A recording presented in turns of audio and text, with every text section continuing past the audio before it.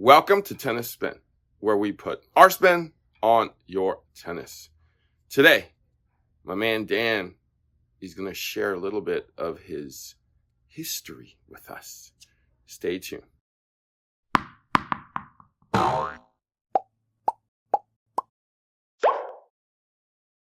right, good morning, everybody out there. Coffee sponsor of the day is Hansel.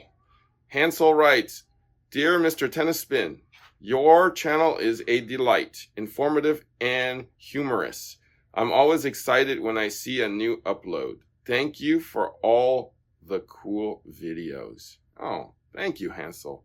I appreciate you. And thank you so much for the hot cup of joe today.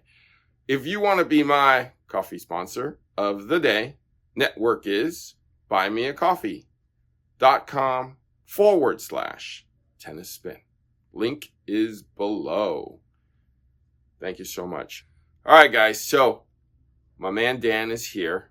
He's preserved part of his history from when he first started tennis. We're talking 70s to 80s here. Got a great collage to share with you today. All right, so Dan is here with his collage of, I want to say, old school kind of tennis photos. I recognize a ton of these people. Let's backtrack a little bit. How did you come up with this poster board full of, let's say, 70s, maybe early 80s photos? Yeah, thanks. So this is about 1975. I was about 16 years old, sitting there with my stack of tennis magazines. Because you have to remember, back then we didn't have YouTube and things like that. So I had all these magazines piling up, and I was going to throw them away. And I thought, wow, rather than throw them away, why don't I just cut out all the cool pictures? Because this is kind of how I learned to play tennis, when you look at some of these photos. So I cut out all these pictures, and there's probably 300-400 pictures here. And then I had this big piece of cardboard from my 8th grade science fair project, and I started to make a collage. So Harry teases me about having a lot of time on my hands, like the spaghetti racket that took 4 hours. So I guess this is pre-retirement time on my hands. And I glued all these on here, and somehow this survived over the 4.5 decades, being in my parents' garage or my garage. And I thought, rather than have it sit here, let's bring it in and let other people look at it. Now, if you're under about 50 and you don't know Bjorn Borg or Jimmy Connors or any of those people, this might not be very interesting. You can just donate some coffee. But we're going to go through and talk about some of these, and some of you old school might be able to reminisce a little bit. So I know that some of the announcers that are on like Tennis Channel and possibly some of ESPN are either talked about or are actually announcers from these photos. They refer to a lot of these people. Obviously they're all legends in their own right. And I wanted to actually go over some of these because I don't recognize a lot of them.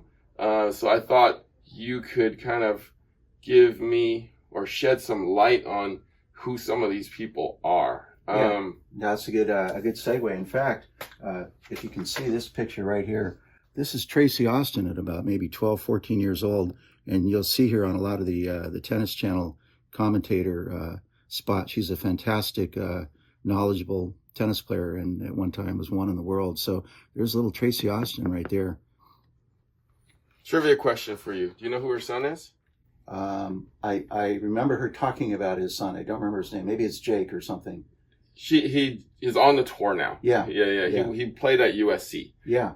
He's coming up. Yeah. Talk about throwback. You hear Ash Barty.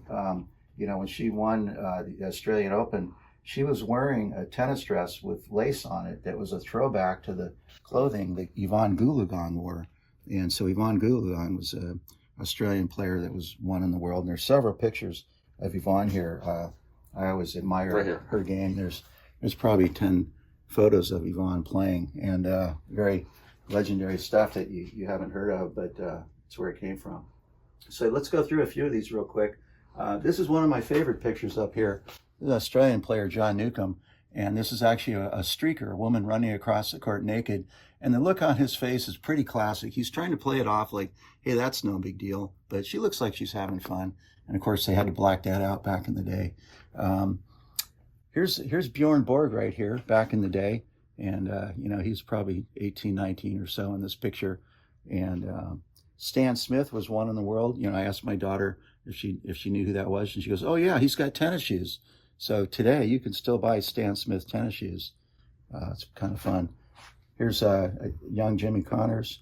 Jimmy Connors, the famous lefty who used that Wilson T2000 that I tried to recreate. Here's a guy named Roscoe Tanner. He's a lefty, and he was clocked with one of the fastest serves of all time, 154 miles an hour back in the day. And one of the coaches up by the Marino tennis courts knew him, and what Roscoe Tanner did after he stopped playing pro, he would fly in a helicopter and he'd do a contest. And if you could return his serve, you paid $100 to enter. And if you could return his serve, you won $1,000. And and Jerry, he couldn't return his serve, but Roscoe would walk away. No one could return his serve. He'd walk away with a bucket load of money and fly out in his helicopter. So that was a lot of money back then. That was a lot of money. Here's John Newcomb here. He's the Australian. And I didn't want to have him block whoever this was, so I cut out the racket here to not do disservice to. I can't actually tell who that is. There's a couple people here. If you viewers want to tell us, I don't remember who this is right here. So if viewers want to go with contest number 1, not sure who that is. So Rod Laver and Ken Rosewall. Ken Rosewall, thank you. That was one of the most legendary rivalries in all of tennis history. They actually played each other 164 times. And Laver had the lead, but they were saying that Rosewall was kind of over the hill towards the end. He was 28. They thought that was kind of over the hill. So they had legendary matches. They went back and forth. They must have had 50-shot rallies all the time. But it was so much fun to watch those two play. Very captivating. Chrissy Everett, look at this. Eyes on the ball, perfect centered shot in the middle of the racket. She was such a flawless player. So much fun to watch. Never showed any emotion. Very steady. Never threw a racket. Never swore at the umpire or line judges. Truly amazing. Now, on the other end of that spectrum, you have Elaine Nastasi. Now, he was kind of the bad boy of tennis. He was kind of like the Nick Kyrgios. He made a lot of noise, but incredibly talented player. He was so much fun to watch. There's a picture here somewhere. He's hitting a ball behind his back somewhere. I've got a bunch of pictures of him doing some crazy stuff. I'll find it later. Okay, so Arthur Ashe right here. He was number 1 in the world, first black player to achieve that level, and very famous. Unfortunately, he contracted AIDS from a blood transfusion, and in his later years spent time raising awareness of that.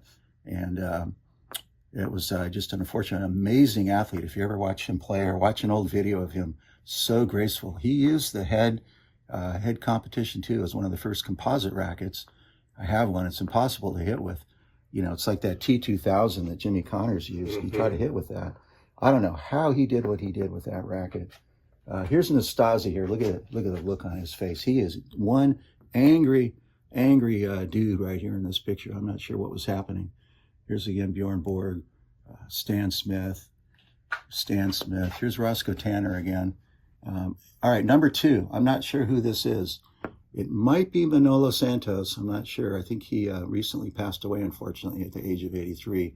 The first Spanish player to win a Grand Slam, but I'm not sure if that's him. So this picture is interesting. Like I said, we didn't have YouTube back then, and I was just learning the game and trying to perfect my strokes. And here's just a frame by frame of just an absolutely beautiful forehand. So I cut out all the pictures in the frame to kind of think about that as I'm learning to play. This is Torben Ulrich. Dan, do you know who his son is? I don't. It's Lars Ulrich of Metallica. Wow. See? Tennis has its influence. Let's go through a few more before we run out of time today. I'm not sure who that is. So if your viewers know, can tell us who that one is. I'm not sure on that. Billie Jean King. All right, Billie Jean King.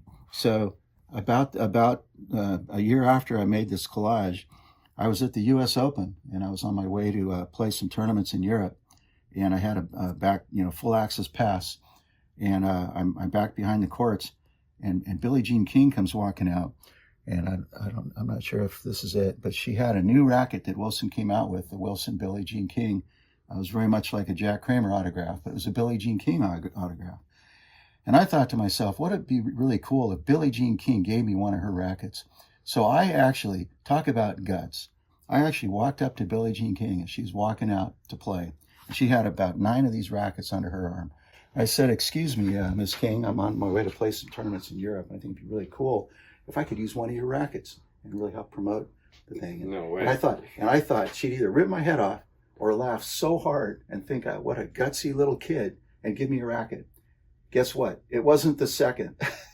She ripped my head off. Oh no! And to see a professional get that angry at you I'm still kind of shaking in fear. Oh wow! Okay, that's not what I was expecting. Sorry, Billie Jean.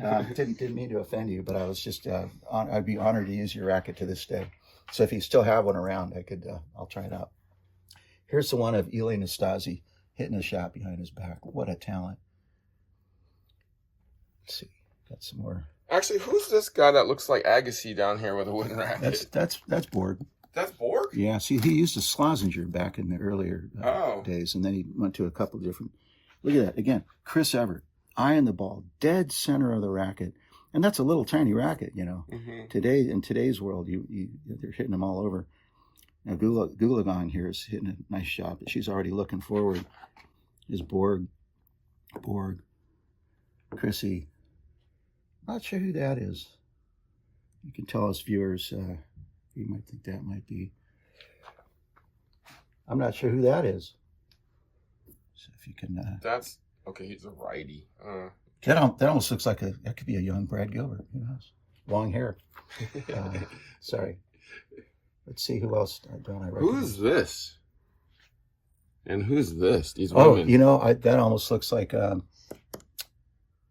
Martina Navratilova, almost. I'm not sure. I think it is. Oh, that's where she's a righty. Martina's a lefty. Well, right? Know, maybe she was playing right-handed back then. I'm not sure. So, viewers, let's see. Yeah, it's hard to tell. All right. Any other fun pictures? Who's this guy? You know, that might be Pancho Gonzalez, but I don't know. Help us out. Oh, okay. Yeah. He was. I'm not sure what he was doing there. I don't think he was like playing in a tournament, but he could have been coaching. Okay, there's a lot of great photos here, guys. A lot of fun. great history. You know, you'd have to have been watching these people, players back then, to kind of appreciate this. But you know, there's some amazing pieces of history. Like, for example, I was watching the Tennis Channel, and they talked about a woman named Alice Marble, and she was a pro in the #1 in the 40s, and I'd never heard of her. And she actually wrote a book. And it turns out that after she retired from tennis, the U.S. government recruited her to become a spy. And of all things, so she went to Switzerland, I think it was, and was dating an old boyfriend. He turned out to be a Swiss banker. And she got the code to his safe. And while he was at some event, she went into the safe and took pictures of one of his ledgers so they could follow where the German money was being kept, you know, because the Swiss banks are very private. So she's driving away, and another car is following her. And she crashes her car and gets out, and they, at gunpoint, say, give me the camera. So what does she do? Give him the camera? No, she's Alice Marble, famous tennis player. So she turns and runs, right? And they shoot her in the back, leave her for dead, and take the camera. Well, guess what? She lived. And she recovered. And it turns out, this is a true story, she had photographic memory and remembered most of the information that was on that camera and helped, you know, change the course of the war. So you never know about some of these players, and you think because you didn't see them on TV or you weren't alive then, that wasn't interesting. So I'm actually fascinated by that story. And you know, you think Tom Cruise on Mission Impossible, you know, had photographic memory. So what? She was the real deal. So. Wow, I only know Alice Marble because they named a playground with a tennis court with her by my house.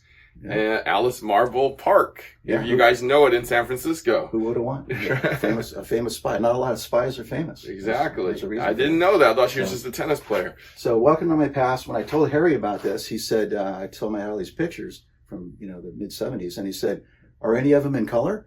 I said, a few of them. So black and white. So the one thing that I noticed about all these players, there's one commonality, is that everyone has a continental grip.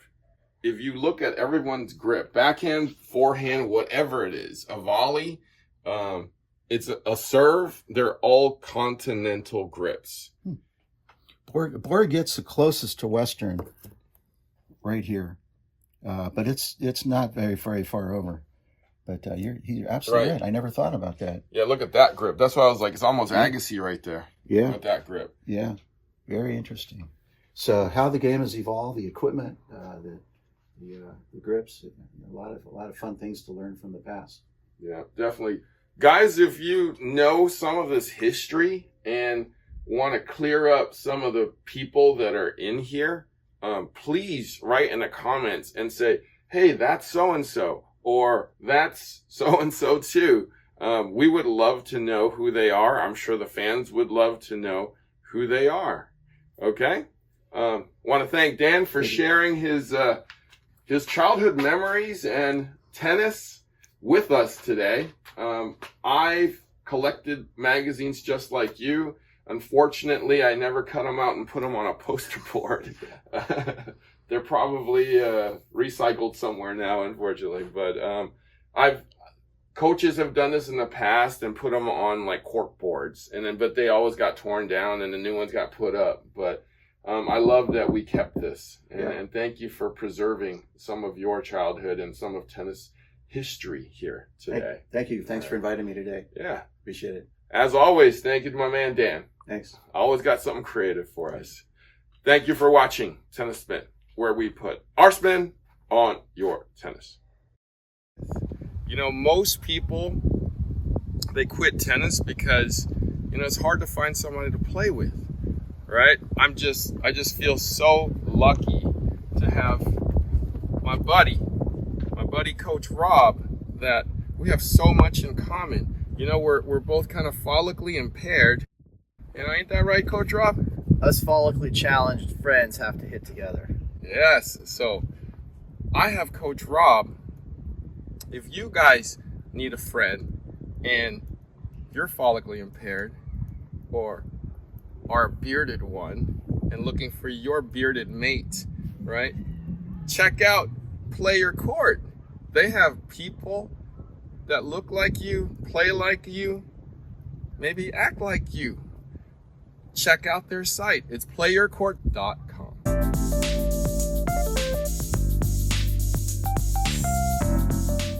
Your tennis buddy can teach you how to twirl.